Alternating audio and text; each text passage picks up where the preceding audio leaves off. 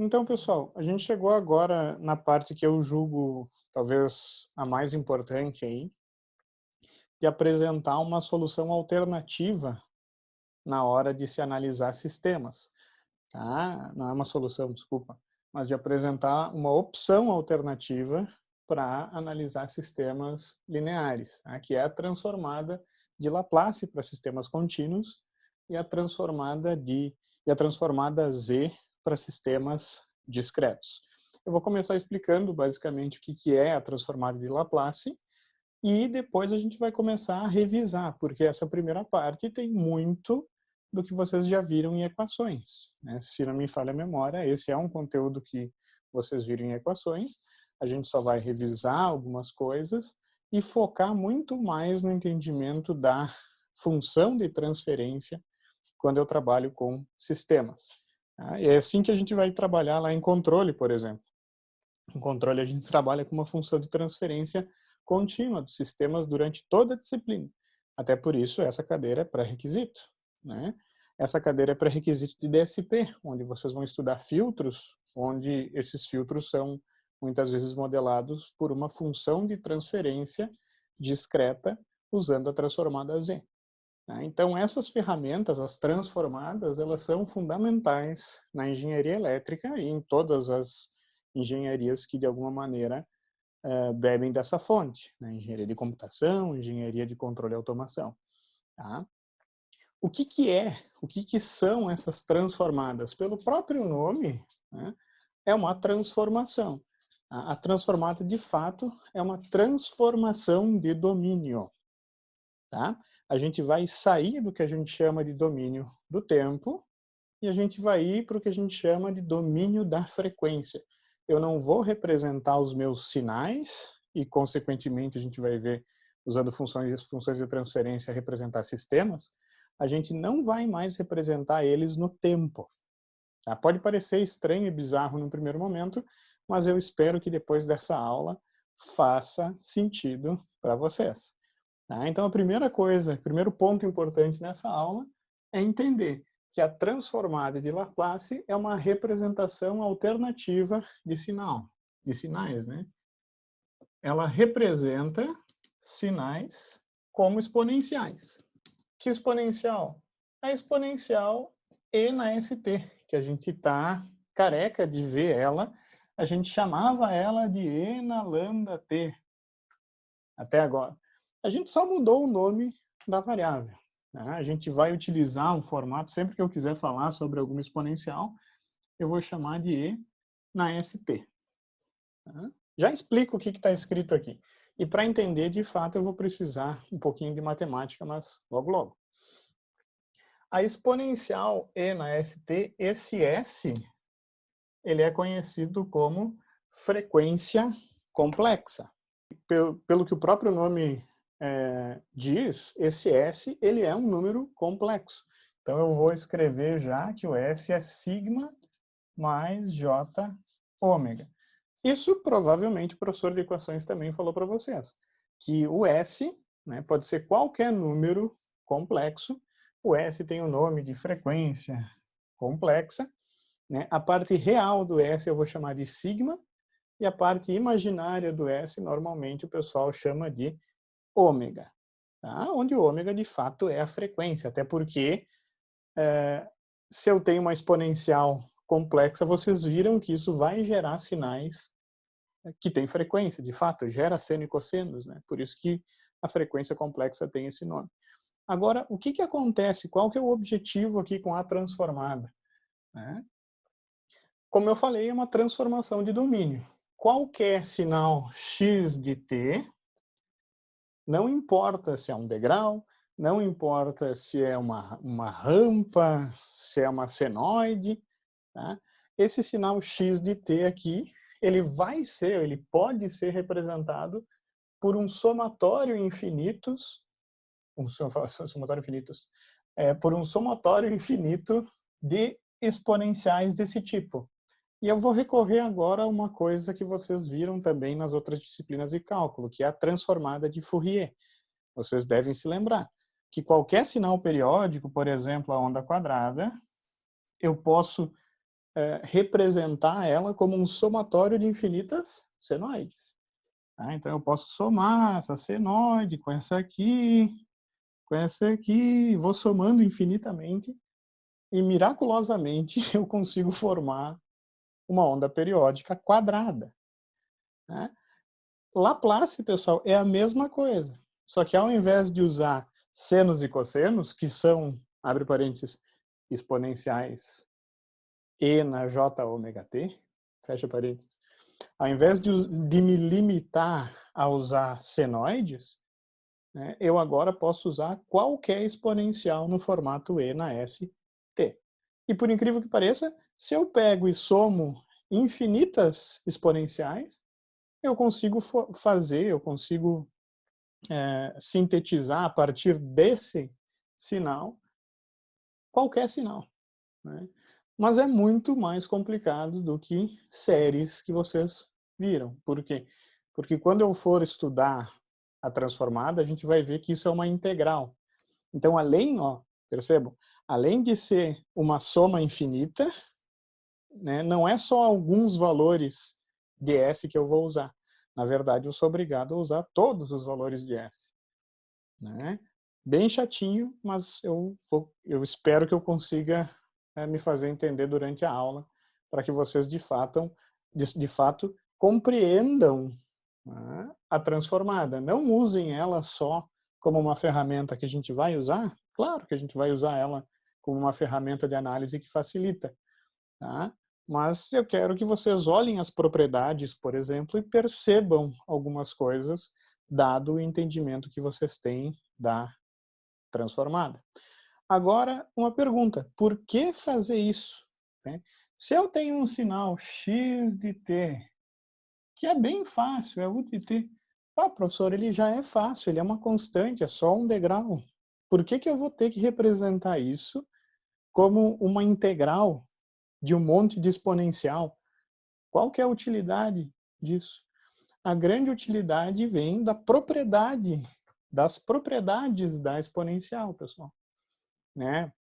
Essa exponencial com base e, né, ela é especial no sentido que ela é muito fácil de derivar e de integrar. Então, o que acontece? No momento que eu represento o meu sinal como esse sinalzinho especial aqui, né, as operações complexas das equações íntegro-diferenciais, elas se tornam muito mais fáceis. Porque, de fato, é muito mais tranquilo derivar e na st do que derivar um seno ou derivar um cosseno. Né? A derivada de e na st é s e na st. Pronto, já derivei. E essa propriedade que faz o s pipocar para fora da exponencial, que é muito útil na análise de equações diferenciais, principalmente, e na modelagem de sistemas. Então, eu sempre gosto de pensar na transformada como um passo para trás para dar vários para frente. É como se eu estivesse tomando um impulso para ir adiante.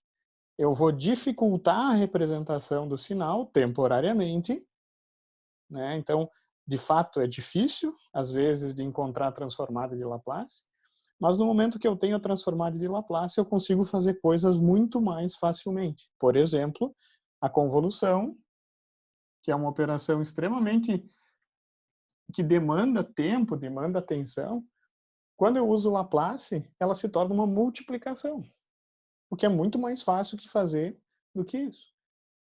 Tá? Então, a utilidade da transformada está em simplificar a solução e a análise de sistemas devido às características da função exponencial com a base, né, no número de Euler. Né? Qual que é a definição da transformada? Então, se eu quero representar um sinal como um somatório de exponenciais, eu vou ter que recorrer ao que a gente chama de integral de Laplace. Tá? Não é muito difícil, mas é uma integral. Né? E ela me diz que a transformada de Laplace, que eu já explico por que é uma função em S, tá? A transformada de Laplace de qualquer sinal é igual à integral de menos infinito até mais infinito do sinal x de t, que é o sinal que eu busco a representação no domínio da frequência, vezes Z na ST dt. É menos. Eu sabia, eu olhei e falei assim, tá? Então, se eu estou no tempo e eu quero a representação nesse domínio que a gente vai começar a entender agora, né, da frequência, a transformada x de S desse sinal eu vou calcular com base nessa equação. Mas para entender de fato a transformada, né, eu vou pensar no que a gente chama de transformada inversa. A transformada inversa vai ser 1 sobre J2π integral, né? E aqui vem uma coisa interessante, ó. C menos J infinito, C mais J infinito. Já explico isso, esses limites. Da transformada x de S vezes Z na ST ds. Tá? Então, para entender essas transformadas, pessoal, deixa eu marcar aqui. Ih, perdi a marcação. Pode parecer estranho, mas é muito mais complicada essa abordagem do x de t, né? Mas para entender a transformada é ela que eu vou usar. Tá? Essa integral, pessoal, ela é realizada de c menos j infinito até c mais j infinito. E ela é realizada em S. Tá? Por quê, pessoal? Quando eu vou calcular uma transformada de Laplace, a integral é realizada em t. O que isso significa? Significa que depois que eu realizar essa integral em todo o eixo, né, o t vai desaparecer dessa equação, porque eu tenho que substituir os valores dos limites da integral. Né? Vai sobrar quem? Vai sobrar o s. Por isso que essa integral ela resulta uma função em s, como a gente vai ver. Eu vou fazer com vocês. Tá? Essa integral, que é conhecida como a transformada inversa de Laplace, ela é uma integral em S. Tá? Então, na verdade, quando eu fizer essa integral, o meu S vai sumir e vai sobrar o T. Mas é muito importante que vocês entendam essa operação. Por exemplo, se eu tiver uma transformada, uma função em x, x de S igual a 1 sobre S. A 1 sobre S. Eu vou fazer essa integral, eu vou aplicar essa integral para aquele valor de x de S. Tá? Esse C aqui ele pode ser escolhido. Tá? Na verdade, tem algumas limitações para esse C, que na verdade é a região de convergência da transformada que a gente já fala. Mas o fato é que eu vou escolher no plano complexo um valor de C, que é real, e eu vou ter um caminho que vem de C menos infinito, aqui embaixo, até C mais infinito, né? Lá em cima. Perfeito? E o que eu vou ter que fazer? Eu vou ter que literalmente percorrer essa reta que eu tracejei, verificando x de S e multiplicando isso pela exponencial. Por exemplo, nesse ponto de análise, nesse ponto específico de análise, né, vamos imaginar que esse valor seja 1 aqui, que C seja igual a 1. Só para ilustrar para vocês, tá? Eu teria que substituir o valor de S valendo 1 mais 0, mais J0. Dentro dessa integral iria surgir uma coisa assim, ó, x de 1 vezes e na t. Perfeito?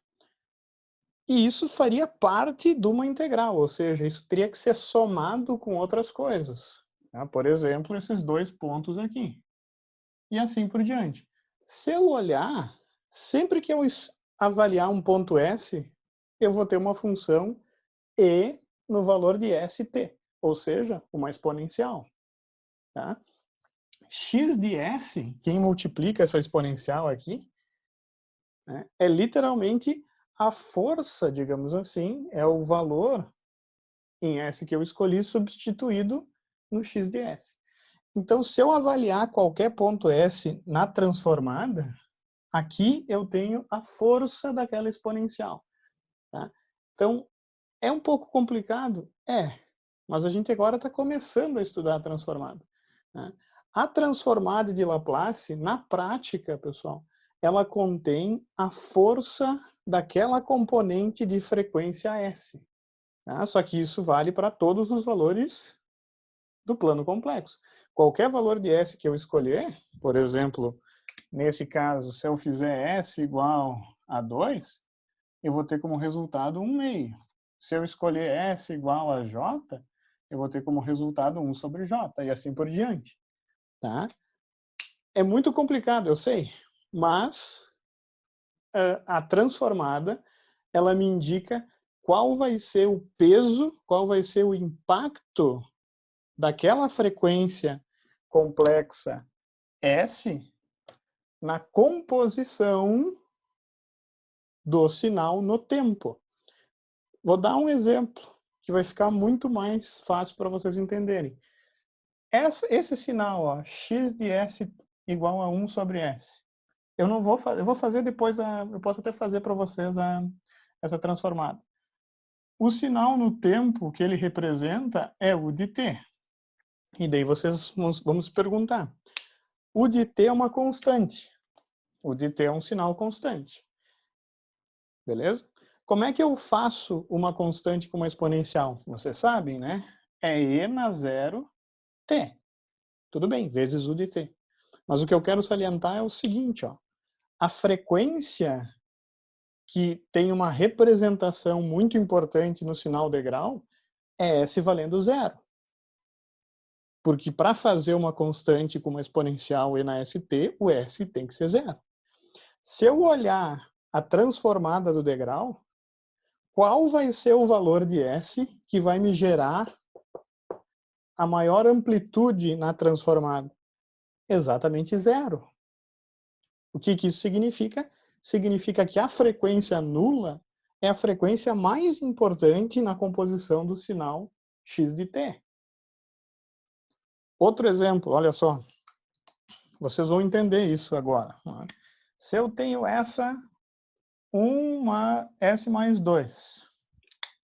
Se eu estudar essa transformada, e lembrem-se, a transformada me diz qual é a importância daquela componente de frequência S, né, no somatório E na ST, para o sinal x de t que tem essa representação. Se eu olhar esse denominador, se o meu S for menos 2, eu vou ter um valor crescendo infinitamente aqui em x de s. Então, é de se imaginar que essa componente de frequência aqui, menos 2, seja a mais importante para o sinal x de t. Tá? Eu não vou, depois eu vou fazer com vocês, mas essa transformada de Laplace tem esse sinal no tempo. Ó, ó. Por quê? Porque ela é a exponencial, se eu for analisar. Tá? Então, é exatamente isso que a transformada de Laplace me diz. Ela me diz qual que é o peso de uma componente E na ST na composição do sinal. Então, o que acontece? Eu saio de uma representação x de t no tempo, perfeito? Em que eu coloco aqui amplitude e tempo, e vou para uma representação muito mais difícil de entender, que é uma representação em que eu vou ter, de fato, também, de certa maneira, amplitude, só que agora, pessoal, eu estou dispondo todas as exponenciais que existem no mundo.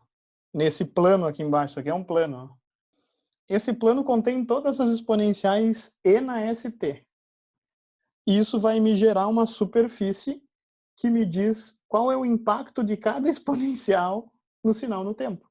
Então, eu não tenho mais um eixo T, mas sim eu tenho um plano S. Tá? E eu tenho a representação do sinal utilizando as suas componentes de frequência S. Tá? E normalmente eu tenho superfícies sendo geradas aqui. Tudo bem, calma, eu já vou. A gente já vai entender um pouco melhor isso.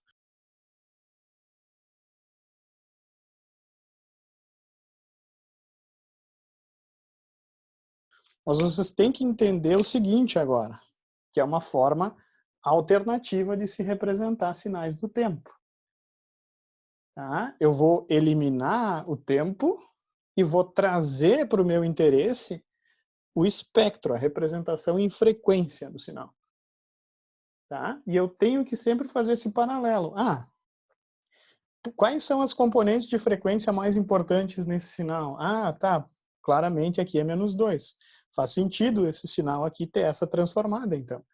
Porque se eu olhar e na -2t u de t, bom, é a própria exponencial multiplicado por um degrau. Então faz sentido isso. Mesma coisa aqui o degrau. E assim por diante. Então é uma forma diferente, mais difícil de entender, com toda certeza, pessoal. Não é um processo simples o entendimento da transformada de Laplace. Muito pelo contrário, é complexo. Tá? Mas eu quero que vocês pelo menos comecem a pensar sobre isso e que a gente saia um pouquinho só daquelas fórmulas matemáticas, aquelas tabelas. A gente tem que entender o S como frequência. Porque vocês sabem, vocês já sabem, a gente está falando isso desde o início, que se eu tenho esses modos aqui,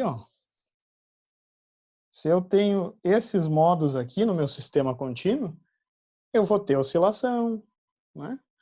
Eu vou ter um sinal amortecido. Então vocês sabem mais ou menos como a posição dos autovalores complexos, que a gente estava trabalhando com E na lambda t, influem na resposta no tempo. A gente tá começando a entrar na toca do coelho, na real, né? Agora, né? Nessa teoria aí de Laplace. É meio difícil, tá? De entender. É fácil de aplicar. Eu acredito em quando eu falo. É muito mais fácil resolver sistemas com Laplace do que sem Laplace. Mas é difícil entender como isso funciona. Né? Tá? Vamos agora fazer um exemplo de transformada. Né? Eu vou continuar falando sobre esses aspectos teóricos não tão matemáticos, mas de entendimento. E com calma a coisa vai começar a ficar cada dia mais fácil para vocês. Então, vamos fazer um exemplo de transformada. Vamos começar com o degrau até. Eu acho que é um bom exemplo para começar, já que eu falei nele hoje. Então a gente vai obter a transformada do degrau unitário. Então o meu sinal x de t é u de t. E a gente sabe que para calcular a transformada de Laplace, eu tenho que fazer a integral de menos infinito até mais infinito de x de t e na menos st dt. Então, o que eu vou fazer? Vou aplicar o de t aqui. Quando eu faço isso, vocês sabem que sinal é esse aqui, né? Ele é 0 para t menor que 0. Opa! E 1 para t maior ou igual a 0. Então, o que acontece? Quando eu for desenvolver essa integral, eu vou ter duas integrais. Uma de menos infinito, desculpa, até 0 menos, e uma de 0 até infinito. Tá? Então, eu simplesmente não vou considerar a integral em que o próprio x é 0, porque ela vai zerar.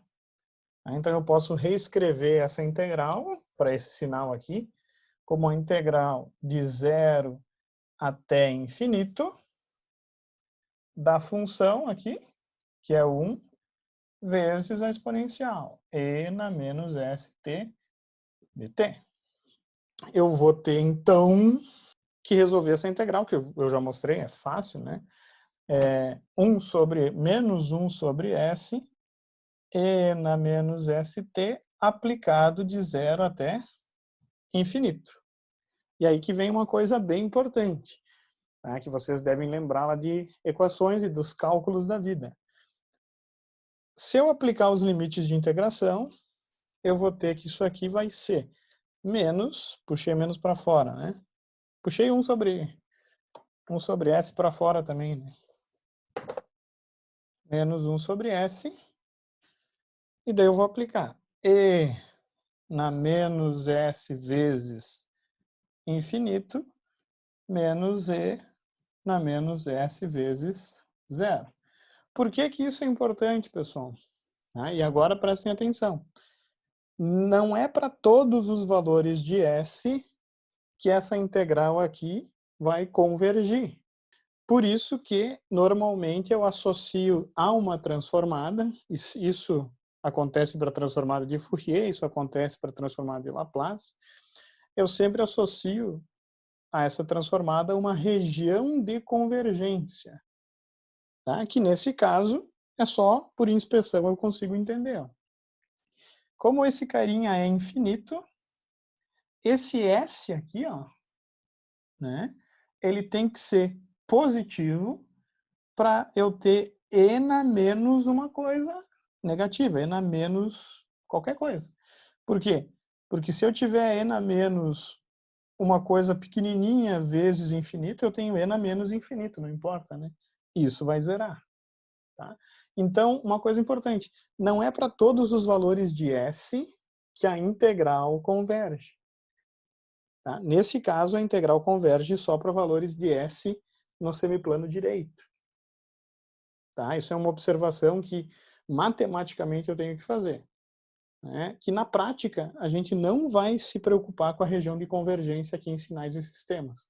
Mas se vocês forem fazer outro curso, ou se vocês forem se deparar com alguns livros mais técnicos, eles vão fazer uma ressalva sobre a região de convergência da transformada. Tá? Assumindo que o valor de S tem a parte real positiva, a parte real do S é maior do que zero, essa integral converge. Isso aí é esse caso que eu vou me preocupar. Né? Se o S tem valor positivo aqui, esse carinha aqui vai zerar. E vou ficar com E na menos zero, que é menos 1. Menos 1. Então, na verdade, a transformada de Laplace x de S vai ser menos 1 sobre S vezes menos 1, que é 1 sobre S, que é o que vocês vão ter tabelado em qualquer tabela aí de Laplace.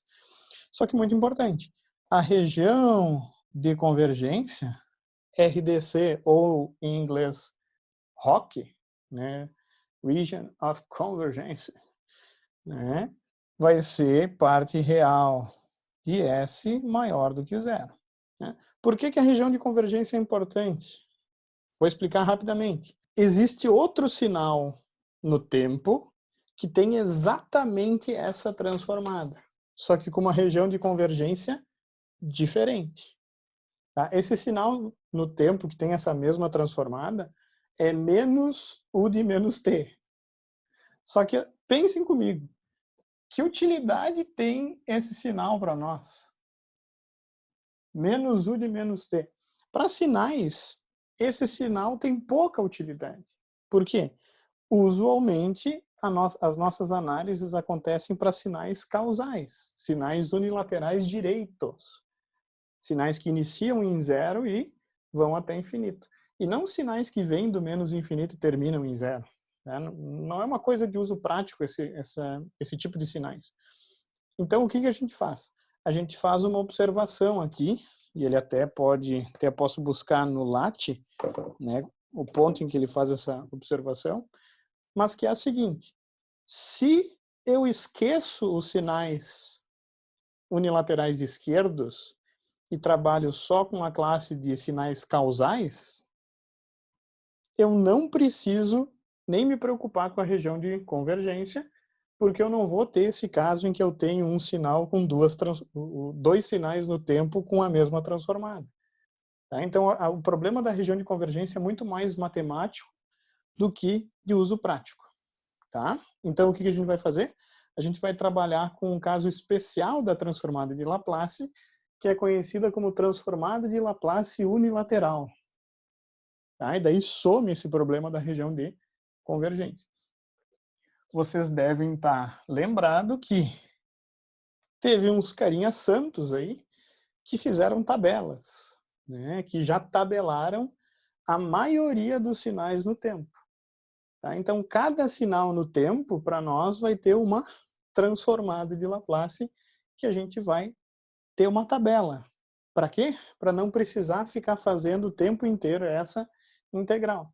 Essa integral, para alguns sinais, como esse, é fácil. Porém, para sinais mais complexos, sinais, por exemplo, t na menos 10t, eles dão um pouquinho mais de trabalho, porque eu vou ter que integrar por partes e diabo a 4.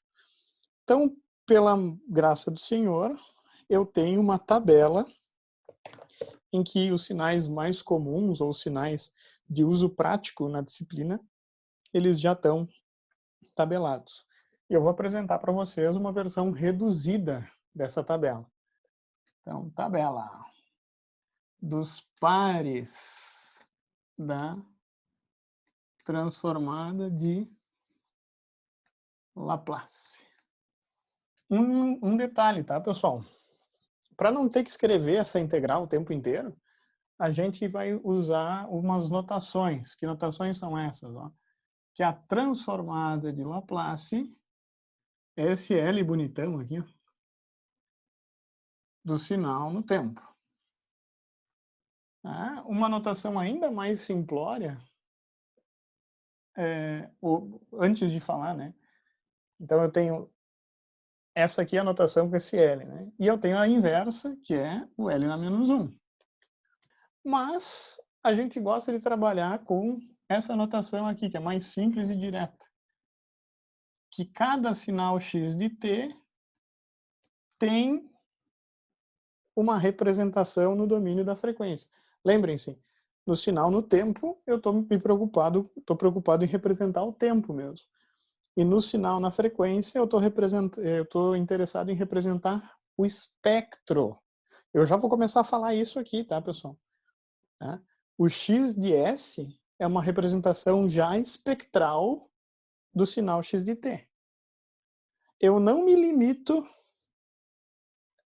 a somente um pedaço desse espectro, que é o caso da transformada de Fourier, tá, pessoal?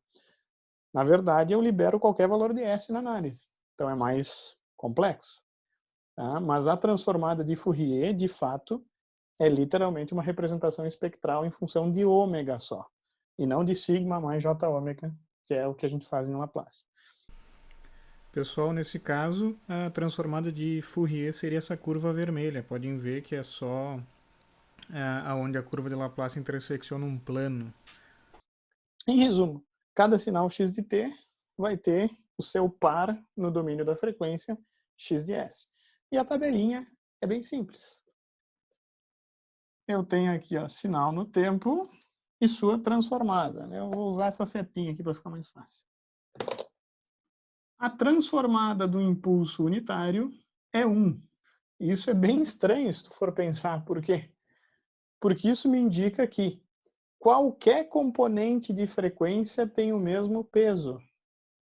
A exponencial e na menos 2t tem a mesma força para compor o impulso que a exponencial e na menos 10 mais j3t. Então é uma coisa bem estranha, é uma coisa pouco intuitiva para a gente.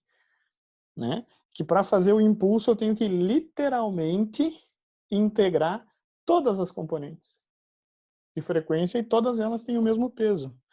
Né? Eu prometo para vocês que eu explico isso do impulso e vocês vão entender, eu prometo, quando a gente falar sobre a transformada de Fourier. Então me lembrem. A transformada do degrau, a gente já viu, é 1 sobre S. Tá? Indicando que eu tenho um peso muito forte na componente nula de frequência, mas, conforme eu vou me afastando da origem do plano complexo, né, a amplitude das exponenciais elas ficam menores. É bem bonita essa curva, ela vai fazer isso aqui, né? Ela faz tipo um vulcão, assim. Não um vulcão, como se eu tivesse pegado um pedaço de pano e puxado, assim. Tá? Mas enfim, estou viajando já. Muito importante, hein? E na lambda t, U de t. A transformada desse sinal é 1 sobre S menos lambda. Que eu já até coloquei aqui, né?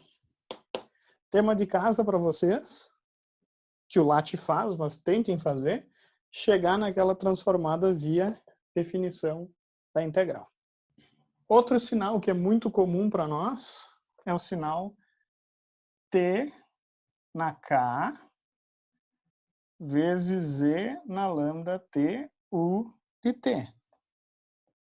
Por que esse sinal é comum? Né? Isso acontecia, se vocês se recordarem, algumas aulas atrás, que eu até fiz um exemplo, esse sinal acontece quando eu tenho modos repetidos. Vocês se lembram que quando eu tenho modos repetidos no meu sistema, eu expando E na lambda T mais T, E na lambda T mais T ao quadrado, E na lambda T e assim por diante. Então, é um modo comum, que acontece muito na resposta de sistemas. Então, está aqui. Né? A transformada desse infeliz aqui é K fatorial sobre S menos lambda na K mais 1. Já faço um exemplo. Vamos para os últimos dois sinais. Que são os mais chatos. Né? Mas acontecem também com bastante frequência. Eu tenho o sinal E na alfa t vezes um cosseno de beta t, U de t. E eu tenho E na alfa t vezes um seno de beta t. Uma coisa, pessoal, não sei se o LaTe usa alfa ou beta aqui. Eu coloquei alfa ou beta, né? Mas muitos livros usam A ou já menos A e aqui usam ômega. A transformada de Laplace desses dois sinaizinhos, e um detalhe, pessoal, esses dois sinaizinhos, eles acontecem quando eu tenho autovalores complexos, a gente já viu isso. Quando eu tenho autovalores complexos, eu vou ter um sinal oscilatório sob uma envoltória exponencial. Tá? Então, todos esses sinais aqui são, de fato, os sinais que a gente estudou, né, no início do semestre. E é só eles que eu vou precisar para resolver qualquer sistema LTI. Né? Então, são poucos sinais se a gente for avaliar. Esses dois sinais, eles têm o mesmo denominador. Tá? E o denominador é S menos alfa ao quadrado mais beta ao quadrado. Bem simples. Né? S menos alfa ao quadrado mais beta ao quadrado. Detalhes. Eu posso expandir esses dois polinômios e ter uma forma quadrática. Tá? E eu até vou fazer agora porque vai sobrar espaço aqui embaixo. Se eu expandir esse polinômio, eu tenho s ao quadrado menos 2 alfa s, né? Mais alfa ao quadrado mais beta ao quadrado. Pode ver. Eu expandi o produto aqui notável e somei o mais beta. Né? E essa aqui é uma forma quadrática bastante utilizada por aí. A gente já vai falar nela na próxima aula. Importante, pessoal, para entender como é fácil essas duas transformadas. Né? Você só precisa lembrar do denominador. Tá? O numerador do cosseno é a primeira parte aqui tirando o quadrado. S menos alfa. E o numerador do seno é a segunda parte, que é só o beta tirando o quadrado. Beta. Então, esses são os pares da transformada de Laplace que a gente vai trabalhar a partir de agora. Só esses. O LaTe apresenta mais. Deixa eu ver se eu não acho aqui. Deixa eu ver se eu acho. Eu vou mostrar para vocês onde é que tem uma tabela. Né? Análise, a transformada de Laplace. Transformada de Laplace. Onde é que está a tabela? Quase lá.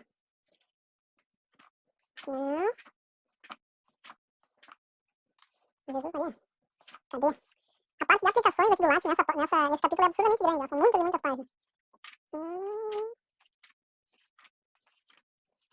Caramba, cadê a tabela? Aqui, achei. Então o LaTe ele apresenta um pouco mais. Ó. O LAT ele apresenta umas transformadas a mais, se eu for analisar. Eles têm 9, 1, 2, 3, 4, 5, 6, 7, 8, 9, 10, 11. Tá? 12, 13, 14, 15. Ele apresenta uma tabela com 15 pares. Mas acreditem quando eu falo que esses pares aqui vocês conseguem resolver qualquer exercício. Tá? Talvez vocês não cheguem numa resposta exatamente igual, porque alguns pares eles trabalham com um formato um pouquinho diferente dos sinais no tempo, mas é o suficiente, acreditem quando eu falo. Como é que eu vou fazer para descobrir a transformada de um sinal? Vocês vão ter que tentar, de alguma maneira, casar o sinal com algum desses pares da transformada. Normalmente isso não é fácil, mas com o tempo e com exercícios, vocês vão entender os procedimentos. Então eu vou fazer um exemplo aqui para terminar a nossa aula, que a gente já está com quase... Na verdade, eu vou deixar um exercício para vocês. E daí a gente começa a aula que vem resolvendo... esqueci de tirar a foto, né? Azar agora, pessoal, desculpa. Mas enfim, tristeza.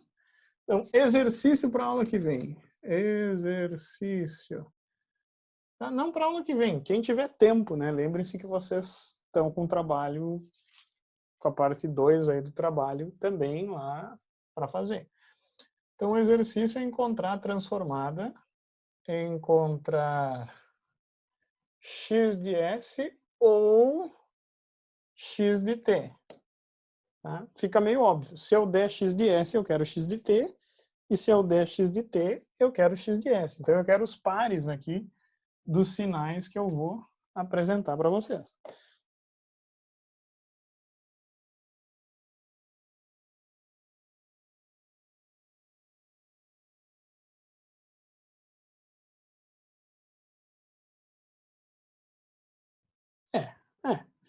Tá? O que acontece?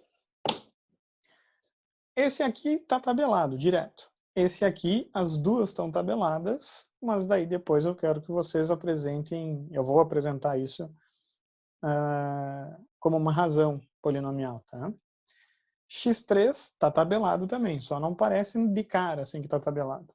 x4 está tabelado e x5 é o único que não está tabelado aqui. Tá? E esse x5 eu vou colocar um asterisco aqui, vocês vão ter que fazer com frações parciais. Então, vocês têm que lembrar essa técnica que vocês provavelmente viram em equações. Tá? Como eu não vou ter nada, parece que esse x5 casa com algum desses dois termos, tá? Mas não vai, infelizmente não vai rolar. Tá? Na verdade, esse carinha aqui, eu vou ter que expandir em duas frações mais simples com essa carinha aqui. Então, dá trabalho? Dá, mas é muito importante eu saber fazer frações parciais. Então, revisem frações para a aula que vem. Óbvio que eu vou revisar com vocês. Então, pessoal, por enquanto é isso. Na aula que vem eu volto para dar a solução desses probleminhas, né? Bons estudos, a gente se vê.